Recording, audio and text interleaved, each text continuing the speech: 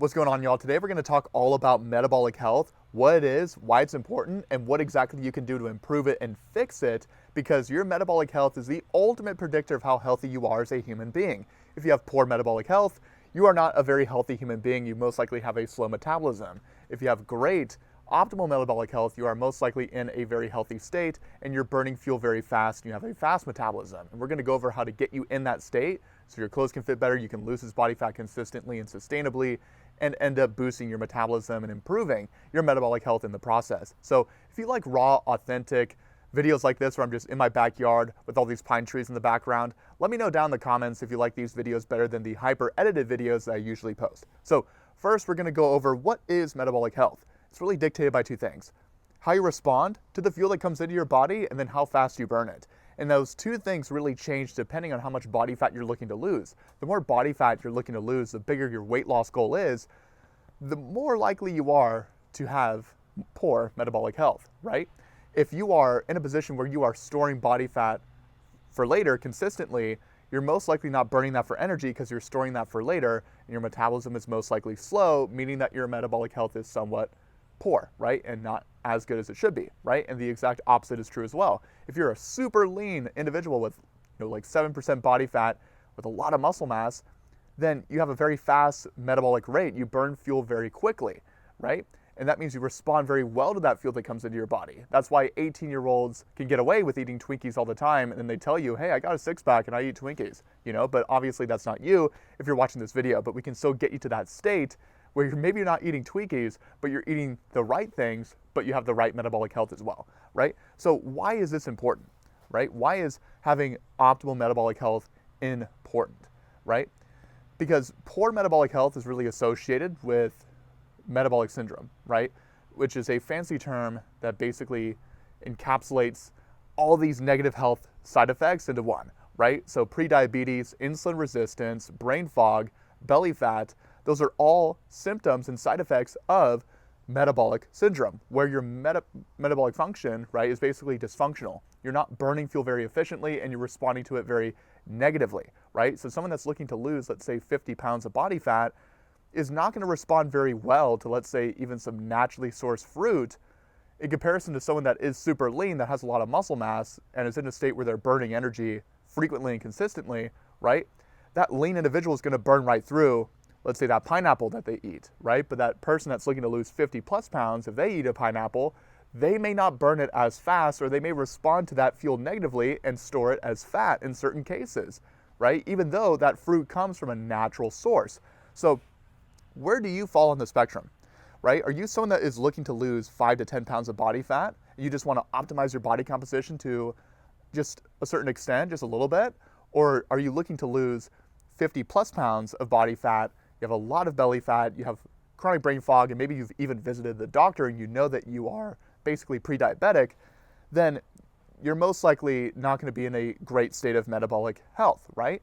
And depending on where you fall on that spectrum, that's how you can know what exactly you should do in order to turn this around. So before we go over that, we need to go over the root cause of this. What's the root cause of metabolic syndrome, poor metabolic health in the first place? And it's really this one term that is quite complicated, but I'll simplify it for you. It's called hyperinsulinemia. So it's not only where insulin goes up, but it stays elevated for a long time, right? Insulin is a anabolic hormone. It is responsible for growth. It can either grow good things like your muscles, or it can grow the size of your fat cells around your skin or around your organs, which is something you definitely don't want, right?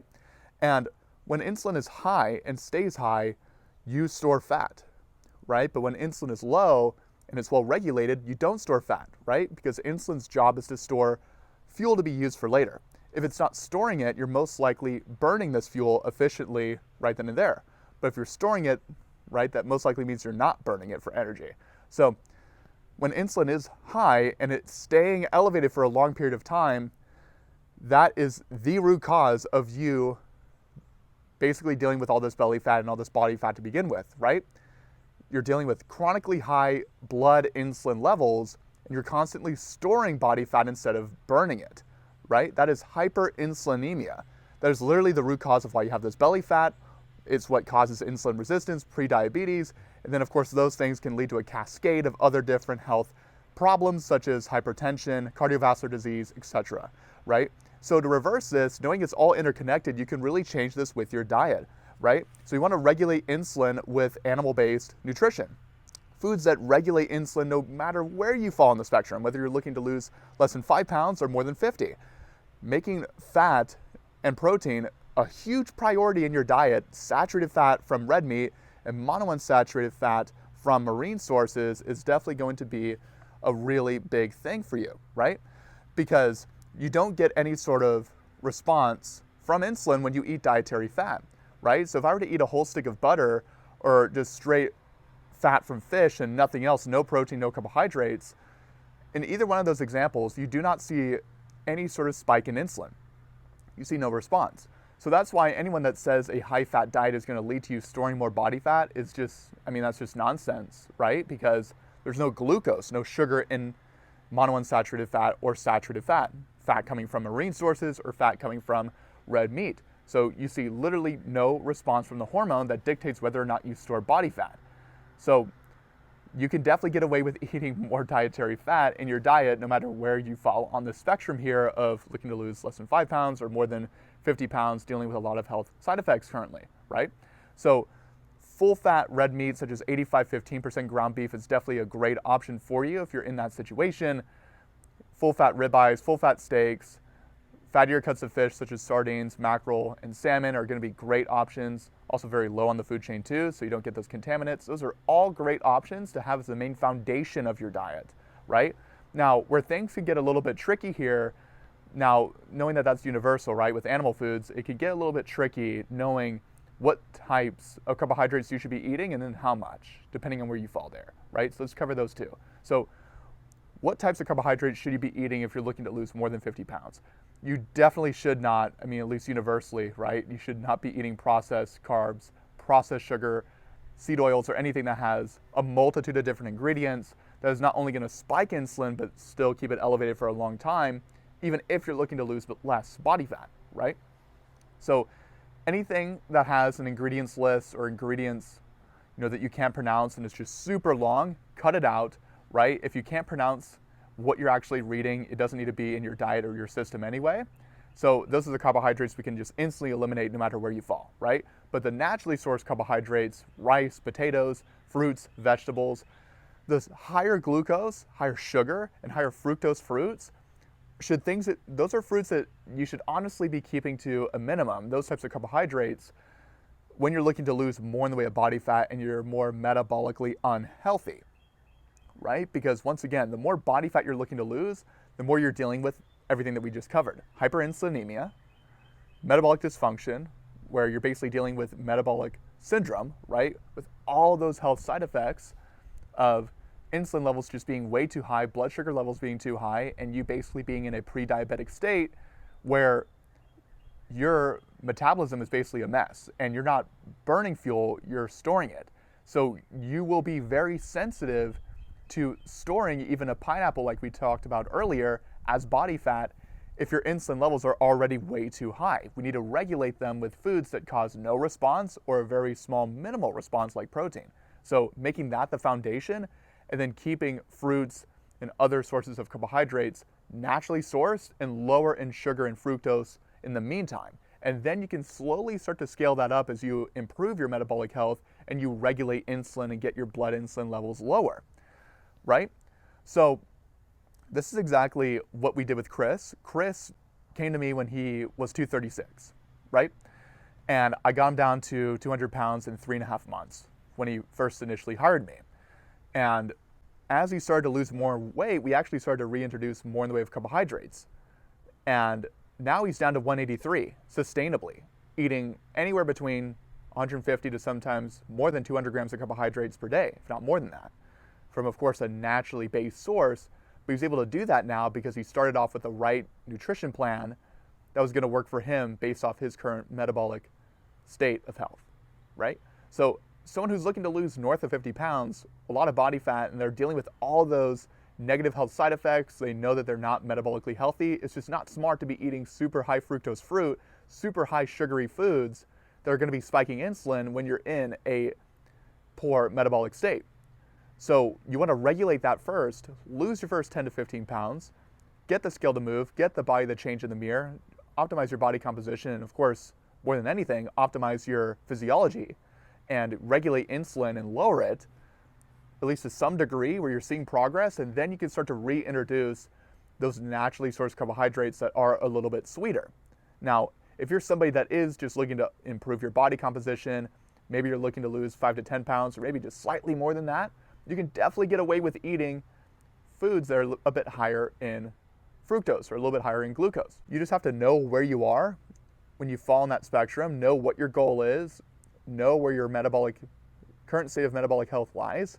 If you're someone that's super lethargic, you have a lot of body fat to lose, a lot of belly fat to lose, you visited the doctor and you know for sure, with your certainty, that you're in a pre-diabetic state or you're taking steps close to that, then you definitely want to make sure that you are following the right nutrition plan for you, right? Of course, I'm not a medical doctor.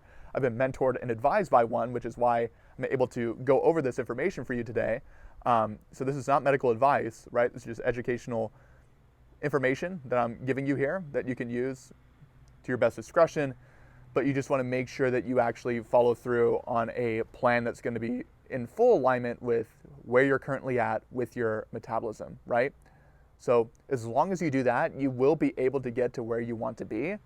So to wrap it up, right, making fat and protein the main foundation of your diet, whether you're looking to lose less than 5 pounds or more than 50, and then adjusting your carbohydrate notch and the sweetness of those carbohydrates with how much glucose and fructose is going to be in those carbs as you lose more in the way of body fat. And a bonus is that if you are looking to lose 5 to 10 pounds, you can certainly get away with eating those higher sugar, higher fructose fruits.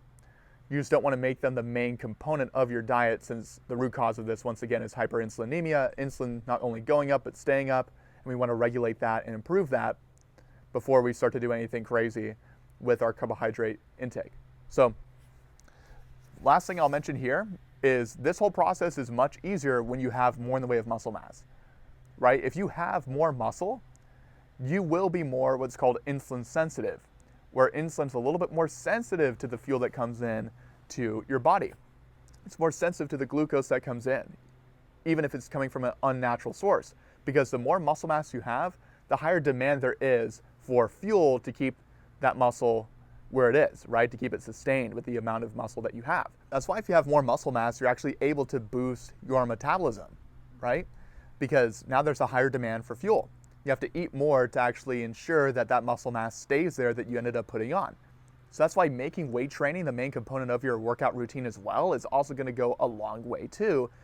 Once again, whether you fall on the spectrum of looking to lose less than 5 pounds or more than 50, right? If you want to improve your metabolic health, the two big things for you to do is to make weight training a big priority in your workout routine. Maybe not completely neglect cardio, but definitely make weight training a priority so you can boost your muscle mass and your metabolism as well. And then regulate your metabolic health by becoming more insulin sensitive and having a much better glucose tolerance by having that muscle mass.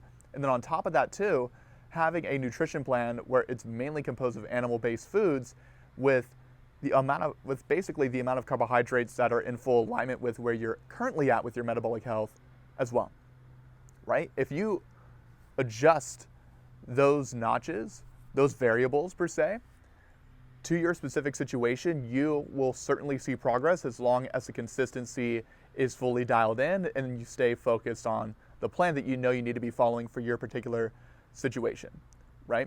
So definitely make weight training a priority, boost your muscle mass, boost your metabolism, make animal foods that main foundation of your diet, and then adjust the carbohydrate notch as you go, and make sure that it's still coming from a natural source. And then universally, we always want to make sure we avoid processed carbohydrates, processed sugars, seed oils as well, or any other ingredient that we can barely pronounce, or a food as in a box with ingredients that take us 5 minutes to read. So that's pretty much it for this video. If you liked it, feel free to leave a like, comment, and subscribe. Follow me on Instagram with a link down below in the video description, and I will see you guys in the next video.